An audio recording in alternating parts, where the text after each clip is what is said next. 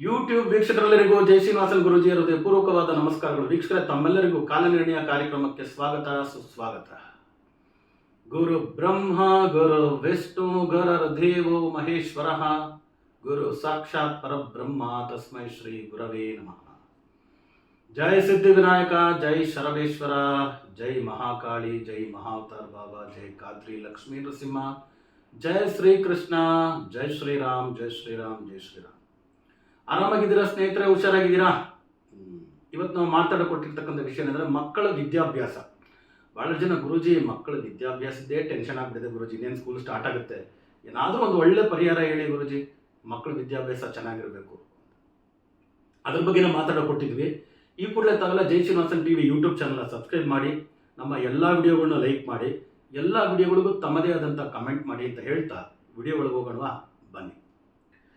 ಮಕ್ಕಳ ವಿದ್ಯಾಭ್ಯಾಸಕ್ಕೆ ತುಂಬ ಮುಖ್ಯವಾಗಿ ಮಾಡಬೇಕಾಗಿರೋ ಕೆಲಸ ಏನು ಅಂದರೆ, ನಮ್ಮ ಮನೆಯಲ್ಲೇ ಇದು ಮಾಡ್ತಕ್ಕಂಥ ಕೆಲಸ, ನಮ್ಮ ಊರಲ್ಲೇ ಇದು ಮಾಡ್ತಕ್ಕಂಥ ಕೆಲಸ ಒಂದೇನೆಂದರೆ, ಎಲ್ಲ ಮಕ್ಕಳನ್ನು, ಗಂಡು ಹೆಣ್ಣು ಯಾವುದೇ ಮಕ್ಕಳಾಗಲಿ, ಎಷ್ಟನೇ ಕ್ಲಾಸೇ ಓದಲಿ, ಅವನು 3ನೇ ಕ್ಲಾಸ್ ಓದ್ತಾನೋ, 10ನೇ ಕ್ಲಾಸ್ ಓದ್ತಾನೋ, PUC ಓದ್ತಾನೋ, ಕಾಲೇಜ್ ಓದ್ತಾನೋ, ಎಲ್ಲ ಮಕ್ಕಳನ್ನು ಒಂದು 21 ದಿನ ಅಶ್ವತ್ಥ ವೃಕ್ಷ ಇದೆಯಲ್ಲ, ಅದನ್ನು 7 ಪ್ರದಕ್ಷಿಣೆ ಹಾಕಬೇಕು.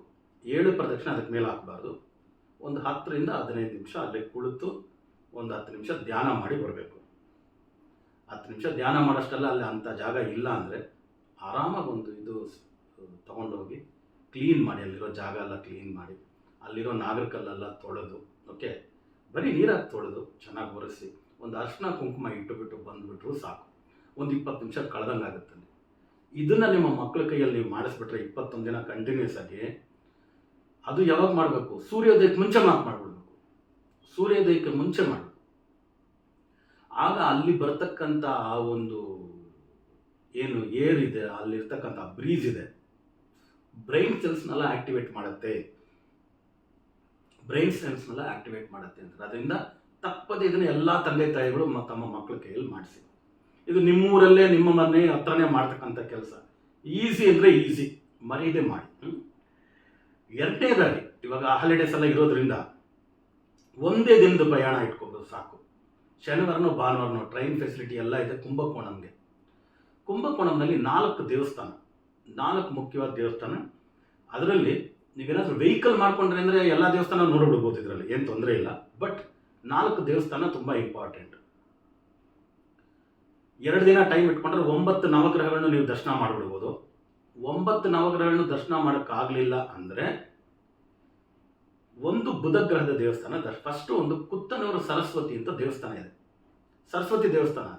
ಆ ದೇವಸ್ಥಾನದಲ್ಲಿ ನಿಮ್ಮ ಮಕ್ಕಳು ಓದೋದಕ್ಕೆ ತಗೊಂಡಿರೋ ಪುಸ್ತಕ, ಬರೆಯೋದಕ್ಕೆ ತಗೊಂಡಿರೋ ಪೆನ್ಸಿಲ್ಲು, ಪೆನ್ನುಗಳು, ಇದೆಲ್ಲ ಒಂದು ಸ್ವಲ್ಪ ತಗೊಂಡೋಗಿ ಆ ಕುತ್ತನೂರು ಸರಸ್ವತಿ ದೇವಸ್ಥಾನದಲ್ಲಿ ಇಟ್ಟು ಬುಧವಾರದ ದಿನ ಅರ್ಚನೆ ಪೂಜೆ ಮಾಡಿಸಿ, ಆ ಪೆನ್ನಿಗೆ ಎಲ್ಲ ಪೆನ್ನು ಪೆನ್ಸಿಲ್ಗೆ ಪುಸ್ತಕಗಳ ಪೂಜೆ ಮಾಡಿ ತಗೊಂಬಂದದನ್ನು ಇಟ್ಕೊಳ್ಳಿ. ಅದೇ ಪೆನ್ನು ಪೆನ್ಸಿಲ್ ಪುಸ್ತಕನೇ ಅವನ್ನ ಹೆಚ್ಚಾಗಿ ಬರೆಯೋದಕ್ಕೆ ಯೂಸ್ ಮಾಡೋಕ್ಕೆ ಹೇಳಿ. ಓಕೆ, ಇದು ಒಂದು ಬುಧವಾರ ದಿನನೇ ಮಾಡಬೇಕು. ಇದು ಬುಧವಾರ ದಿನ ಬೆಳಗ್ಗೆ ಮಧ್ಯಾಹ್ನ ಎನಿ ಟೈಮ್. ಅದ್ರ ಜೊತೆಗೆ ಸಾಧ್ಯವಾದರೆ ಬುಧವಾರ ದಿನನೇ ಎಲ್ಲ ಗ್ರಹಗಳನ್ನು ದರ್ಶನ ಮಾಡಿಬಿಟ್ರೆ ಓಕೆ. ಆಗಲಿಲ್ಲ ಅಂತ ಪಕ್ಷದಲ್ಲಿ 4 ದೇವಸ್ಥಾನ.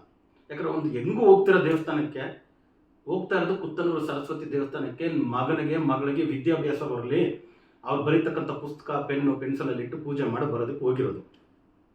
ಇನ್ನೊಂದು ದಿನ ಎಕ್ಸ್ಟ್ರಾ ಮಾಡ್ಕೊಂಡ್ಬಿಟ್ರೆ 9 ನವಗ್ರಹ ದರ್ಶನನೂ ಆಗ್ಬಿಡುತ್ತೆ. 9 ನವಗ್ರಹ ದರ್ಶನ ಆಗುತ್ತೆ. ಅವಾಗ 9 ನವಗ್ರಹಗಳ ದರ್ಶನದಿಂದ ಅನುಗ್ರಹ ಅವ್ರಿಗೆ ಸಿಕ್ತು ಅಂದರೆ, ಎಲ್ಲ ಗ್ರಹಗಳದ್ದು ಅನುಗ್ರಹ ಸಿಕ್ಕಿ ಅವರು ಚೆನ್ನಾಗಾಗ್ತಾರೆ. ಅದ್ರಲ್ಲಿ ತುಂಬ ಮುಖ್ಯವಾಗಿ ಅವ್ರಿಗೆ ಸಿಗಬೇಕಾಗಿರೋದು ಯಾವುದು ಅಂದರೆ ಬುಧ ಗ್ರಹದ್ದು. ಬುಧವಾರ ದಿನ ಹೇಗಾದರೂ ಮಾಡಿ ತಿರುವೆಂಗಾಡು ಬುಧ ಗ್ರಹದ ದರ್ಶನ, ನಾಗನಾಥ ಸ್ವಾಮಿ ರಾಹು ಗ್ರಹದ ದರ್ಶನ, ನಾಗನಾಥ ಸ್ವಾಮಿ ಕೀಳ್ಪೆರುಂಪಳ್ಳಂ ಕೇತು ಗ್ರಹದ ದರ್ಶನ. ಬುಧ ಗ್ರಹ ಎಜುಕೇಶನ್, ರಾಹು ಕೇತು ತಡೆ ಮಾಡ್ತಕ್ಕಂಥ ಗ್ರಹಗಳು, ಮಾಡಬಾರದು ಅಂತ.